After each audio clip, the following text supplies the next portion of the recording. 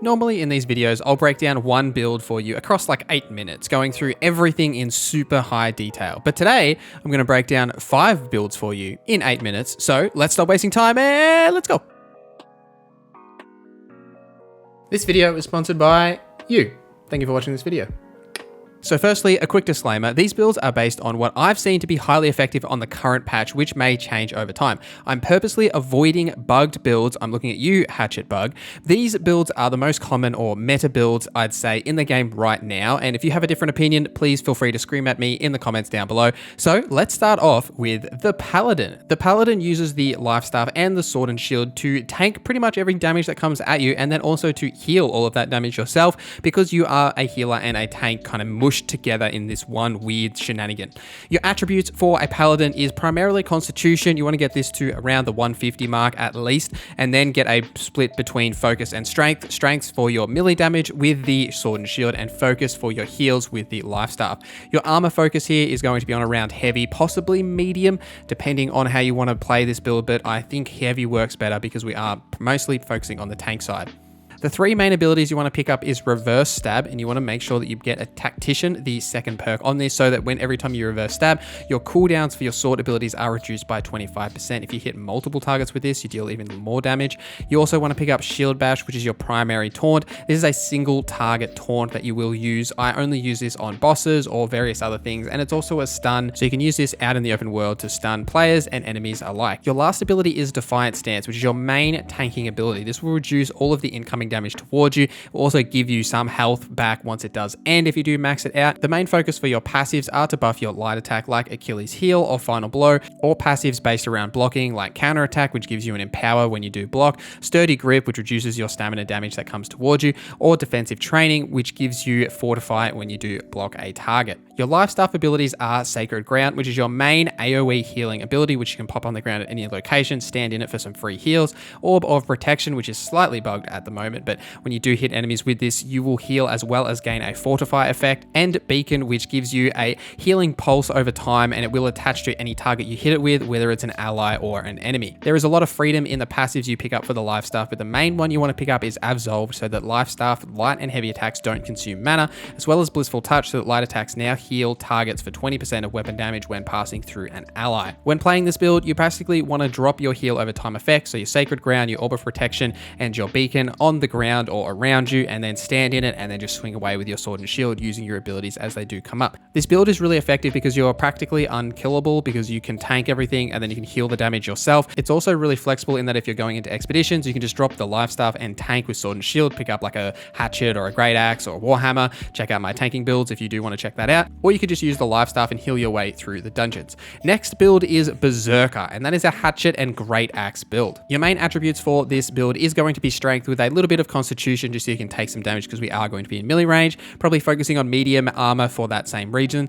The main ability for this build is, it's called Berserk, is the Berserk ability for the Hatchet. And when you trigger this and light attack your way to success, you will increase your damage. You'll also increase your movement speed. You'll also get some health back when you use it. Berserk is just kind of broken in the game in its current state, and this is why we're going to use this primarily. You also got Feral Rush in the Hatchet line, which is a leaping attack which will deal damage to enemies in front of you, and we're also using Rending Throw primarily for the damage absorption by 10% decrease that will apply to enemies with the rend effect if you do use that. The Great Axe is used as a CC primarily, and we're utilizing Gravity Well for this, which will pull enemies into a vortex and hold them in place for 3 seconds.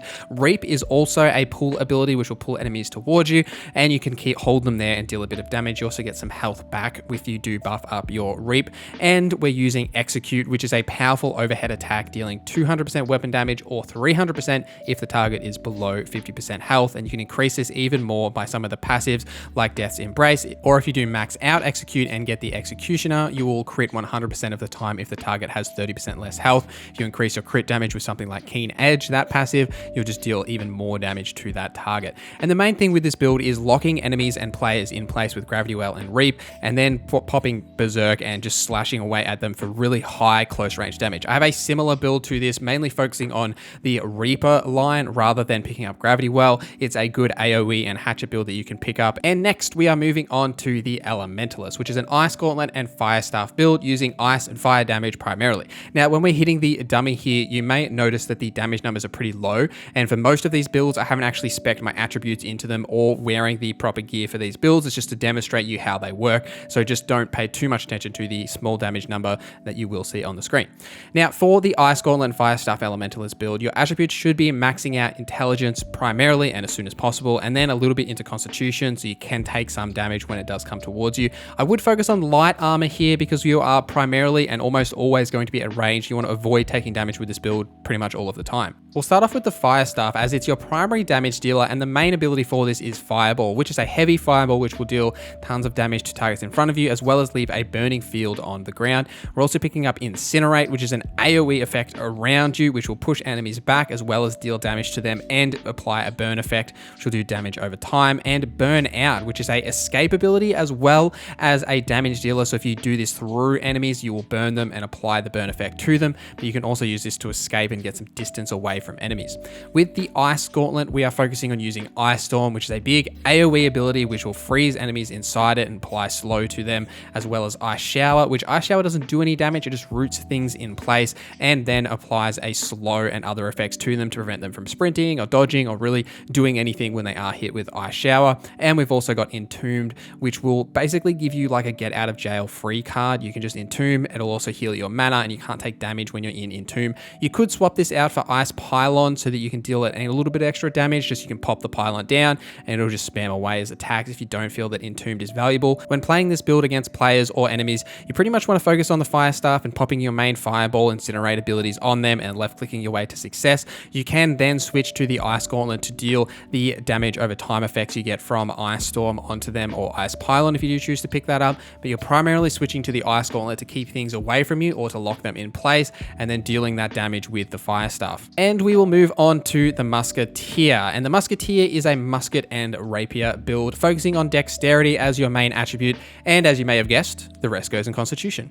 Light or medium armor here, depending on whether you prefer to use the rapier primarily or the musket primarily. If you're using the musket primarily, which is what I think you should do, then light armor is your key focus because you want to keep distance. Light armor gives you that little bit extra damage, and you can also get that light roll damage cancelled to get that distance away from enemies. So for your musket abilities, we're starting off with Powder Burn, which is a decent damage dealer, but it also applies a burn effect which deals 20% weapon damage over time. So you want to hit this on enemies and just let it linger and deal damage over time. We're also picking up Traps, which when you land something in your trap, they are immobilized for 3 seconds. This will also allow you to then apply our next ability, being Sticky Bomb. So you can throw that at them, deal a decent amount of damage on impact. It'll also deal AoE damage if you are hitting targets that are grouped up. This is really good if you're taking the musket into expeditions. As you upgrade the Sticky Bomb, it'll also apply a slow effect. The passives we're picking up for this build primarily focus on increasing your headshot damage or reducing the amount of accuracy fall off that you have, something like Ballistic Advantage or Hit Your Mark, or even Sniper, which gives you a optical zoom at long range that you can use. And the Rapier in this build is your backup if things get too close to you, mainly because of the Repost ability, which will allow you to enter a defensive stance for 1 second, and if anything hits you during that time, you will trigger a counter attack. You will stun them for a period of time as well as deal damage to them, which is a really powerful ability in PvP if you can time it right. It does have a small window, it does take some practice. Flurry is the main damage dealer for the Rapier, as it does deal 5 quick thrust attacks to the target in front of you. And we're also using Fletch, which is similar to the Fire Staff's ability to get away from things. You can use this to deal damage through enemies as a bit of an escape. You can use Fletch, get through the enemy, then pop the trap in between to trap them, and then switch up to your musket. So I just realized we've gone over our 8-minute goal for this video, so many apologies. But last but not least is the Frost Priest, which is an Ice Gauntlet and Life Staff build. Your attributes for this build is focusing on the Focus stat, because Focus stacks with Life Staff and healing, and this is primarily a healing build. Whatever you have left goes into Constitution, or maybe a little bit of Intelligence for the Ice Gauntlet damage scaling if you do choose to go that route. We're going to focus on light armor here because you should never be in melee range, or if you are, you've probably done something wrong. And we're going to start off with the Life Staff because this is a healing build, and the main ability for the Life Staff is the Sacred Ground, around, which we've already touched on with the Paladin builds. We don't need to go too much over this. Same with the Orb of Protection and the Beacon. These are the three main abilities we're using for this healing build. Same as the Paladin build. We don't need to touch on it too much. And the Ice Gauntlet does have a couple of differences to the previous build we discussed. We're going to stick with Ice Storm, but instead we're going to go with Ice Pylon and max this out, get the ability to have all of its different passives that you can get. So the slow, the regen effect it can do, as well as the other effects and increasing its health and damage, or etc, etc. We're basically maxing this out because you're going to pop this down and then switch to your heal, and it's just going to do its damage over time, and it's slow while you're healing. We're also picking up Entombed as your get out of jail free card, not only for the mana regen, but in case things get aggroed onto you as a healer, you can pop Entomb and just be safe for that period of time while you wait for the tank to take things away from you. If you would like more information on healing, I do have a healing build video up on the channel which goes through some of these concepts in a bit more detail, so do check that out. And we did it. That is all the 5 builds. Let me know in the comments down below which one of these is your favorite or which ones you would swap out for other builds. And please follow me on Twitter and Instagram. Thank you to the members for supporting this channel. Thank you to you for watching this video. And my name is NorZZa, and I hope you have a great day.